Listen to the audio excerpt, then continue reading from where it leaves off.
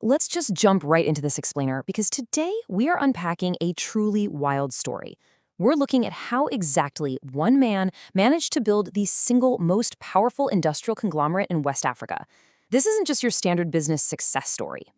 It's a deep dive into the absolute anatomy of an empire, one that has fundamentally rewired the economic landscape of an entire continent.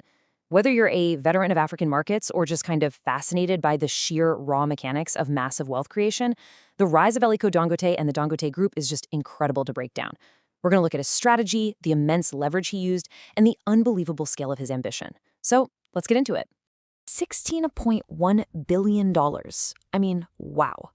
That staggering figure right there makes Aliko Dangote the wealthiest person in Africa, and actually the wealthiest black man in the entire world. And he's held that title of Africa's richest person for well over a decade now. But let's be honest, numbers like that kind of just wash over us, right? When we hear billion with a B, it completely loses its meaning in our day-to-day lives. So to really wrap our heads around this immense scale of wealth, let's play with a baseline of, say, $14 billion for a second. If you could somehow manage to save $5.8 million every single year, it would still take you about 140,000 years to reach that wealth. But get this, even if you somehow had the magical capacity to save almost $6 million every single day, it would still take you nearly 4 millennia. 3,836 years to be exact. It's just a breathtaking, era-defining concentration of capital. So how in the world did he actually do this? How does one individual accumulate that kind of capital and industrial might? Well, in this explainer, we're going to deconstruct his massive rise through 5 key pillars: a privileged start, the manufacturing pivot, friends in high places, cementing a continental empire, and finally, the next industrial frontier. Starting off with pillar number 1, a privileged start, family, fortune, and alone. To truly understand the Dangote Empire, we gotta go all the way back to the beginning in Kano State, Nigeria. Dangote was born into this highly industrious, upper-middle-class Muslim family. You see, Kano was historically this massive, bustling center of business, so he was quite literally born into a world of commerce. In fact, on his mother's side, he's the great-grandson of Al-Hassan Dantada, who was actually the richest West African alive when he died back in 1955. So fast forward a bit. After studying business in Egypt and graduating in 1977, Dangote had a big choice to make. He easily could have just comfortably slid into the established family business, but instead he took a massive leap of faith. He struck out totally on his own, moved to Lagos, and leveraged a crucial initial loan from his uncle to launch his own trading enterprise. He just grinded it out in a new city, officially founding the Dangote Group in 1981. Right out of the gate, his main focus was on soft commodities. We're talking bulk agricultural stuff, rice imported from Thailand, sugar from Brazil. He basically used his natural trading instincts to buy these bulk goods at wholesale prices and then distribute them locally at a really nice markup. And honestly, this venture was an absolute smash hit from day one. He was so incredibly good at this that during his best early days, he was clearing an astonishing $10,000 in daily net profit. Just imagine being a young guy in the late 70s pocketing that kind of cash every single day. Obviously, he paid back that loan from his uncle in just 3 months. And that explosive early cash flow, that became the absolute war chest for literally everything else he built. Which brings us to part 2, the manufacturing pivot from middleman to maker. So hit fast forward to 1997, and Dangote has this massive light bulb moment. He suddenly realized that just being a middleman importer was, frankly, way too expensive, and it was seriously capping his long-term potential. Because think about it, as an importer, you were totally at the mercy of chaotic international supply chains, crazy shipping costs, and way thinner margins. Dangote's true stroke of genius here was an aggressive pivot to vertical integration. He decided, you know what, I'm going to build my own facilities to manufacture the exact same products I've been importing for the last 20 years. Pasta, sugar, salt, flour, the whole shebang. By transitioning from a middleman to an actual maker, he captured all the massive profits of the entire supply chain, completely controlling the flow from raw materials right down to the finished product. And then he took this vertical integration formula and applied it to cement, which absolutely became the bedrock of his unimaginable wealth. Dangote Cement didn't just casually build factories. Oh no, they engineered this flawless, totally self-sustaining operational machine. They built their massive plants right next to giant limestone deposits that they actually owned, which completely wiped out transportation costs for raw materials. Then they ditched expensive imported fuel oil and switched to much cheaper locally sourced domestic gas to power everything. And we have to talk about the delivery trucks. Over 4,600 trucks. In a region where public infrastructure can sometimes be a bit unreliable, Dangote didn't just sit around waiting for someone else to build the supply chain. He bought his own massive fleet to guarantee his cement could reach every single corner of Nigeria's vast geography. On top of all that, they heavily leveraged their status as a major indigenous producer to build rock-solid relationships with the big local buyers. As you might guess, this hyper-aggressive, fully integrated strategy basically created a near monopoly. Based on capacity, Dangote Cement captured a mind-blowing 78% of the market share in Nigeria. To put that in perspective, their closest rival, the massive French company Lafarge, was left eating their dust way back at just 12%. And because of all those brilliant operational cost-cutting tricks we just talked about, Dangote pulls in an incredible 60% profit margin, just completely crushing the competition. Moving on to Section 3, Friends in High Places, the Politics of Monopoly. Now, let's be real for a second. You simply do not capture 78% of a massive national market without some close interaction with the state. Critics and competitors frequently point out that his very tight relationships with successive Nigerian presidents happen to align perfectly with highly favorable protectionist state policies.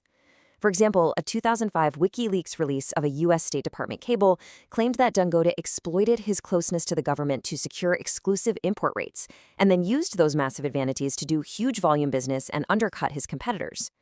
Now, Dangote has flatly denied using any sort of illicit tactics. He only acknowledges that sure, he has friends in government and he fully legally utilized available tax breaks.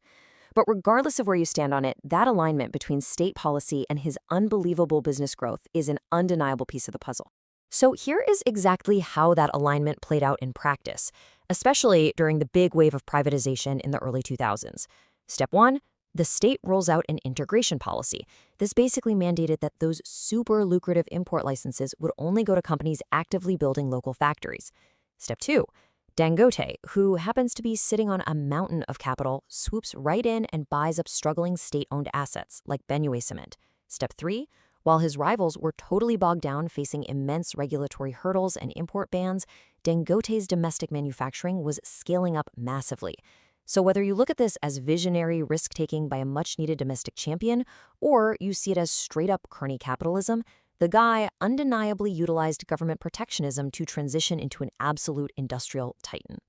Which leads right into Section 4, cementing a continental empire, expanding across Africa. Having thoroughly conquered the Nigerian market, Dangote naturally looked out and set his sights on the rest of the continent.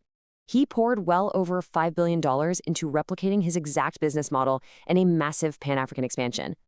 I mean, Dangote Cement rapidly ballooned from a single-country operation into a behemoth operating across more than 10 African nations, diving headfirst into major markets like Tanzania, South Africa, Ethiopia, and Senegal. But I should point out, copy-pasting this model hasn't always been a walk in the park. He's run into some pretty severe regulatory clashes and intense political turbulence along the way. In Tanzania, for instance, a sudden change in the presidential administration actually stripped away the cheap energy incentives his plant was totally relying on, which forced some incredibly expensive temporary shutdowns. On top of that, trying to operate across borders in Africa presents some literally massive logistical nightmares. As Dangote himself has pointed out, the cross-border logistics crisis is genuinely severe. Get this, it is actually cheaper to ship goods all the way from Europe to Nigeria than it is to just ship them next door between neighboring African countries. Can you even imagine trying to run a continental empire when you're dealing with freight costs like that? It's wild. He's actually mentioned in interviews that he practically needs 38 different visas just to travel around and check on his own factories across the continent. So to sustain this highly complex Pan-African operation, the company really has to invest heavily in its local workforce. They totally realize they can't just parachute a factory into a new country without building a solid foundation first. A great example of this is building on-site creches or daycares at their corporate centers. It's part of a much broader strategy to foster real diversity, actively support their female employees, and deeply embed the company right into the local communities wherever they operate. By doing this, they're essentially turning local populations into genuine invested stakeholders in the empire's long-term success. Okay, let's hit our final pillar, Section 5, the next industrial frontier, refineries, and the $100 billion vision. To propel his group into a staggering $100 billion enterprise by 2030, Dangote is currently taking on the most critical and arguably the most difficult sector in all of Africa: energy. And the whole thing revolves around one mind-boggling number: 1.4 million. That is the daily barrel capacity planned for his massive new oil refinery, which is this colossal mega project situated on reclaimed swampland just outside of Lagos. We're talking about a $20 billion bet here, folks. It makes it the single largest single-train refinery anywhere on the planet. This incredible project is designed to fundamentally cure what is honestly a baffling economic paradox. You see, Nigeria naturally produces nearly 2% of the entire world's oil supply. Yet, historically, it has been completely reliant on importing refined gasoline and diesel from abroad, which just severely drains its foreign exchange reserves. Dangote's mega refinery is aiming to decisively pivot Nigeria and eventually a huge chunk of Africa away from exporting raw crude and importing expensive fuel to becoming totally self-sufficient. It is, without a doubt, an industrial renaissance of epic proportions. And it's actually fascinating, right? Because it's a move that kind of shifts his image from this controversial monopolist to a celebrated national champion for a lot of people, especially as he actively works to drive down domestic inflation and fuel prices. But as we watch him relentlessly tackle Africa's industrial future, it really leaves us with a final, super fascinating question to ponder. Can the economic future of an entire continent really be built on the shoulders of one man's empire? When a single billionaire's vision, his operational brilliance, and his political navigations become the literal economic backbone of multiple nations, what does that ultimately mean for the future of African development? It's an incredibly provocative reality, and for sure, it's one we will absolutely be watching unfold in the years to come.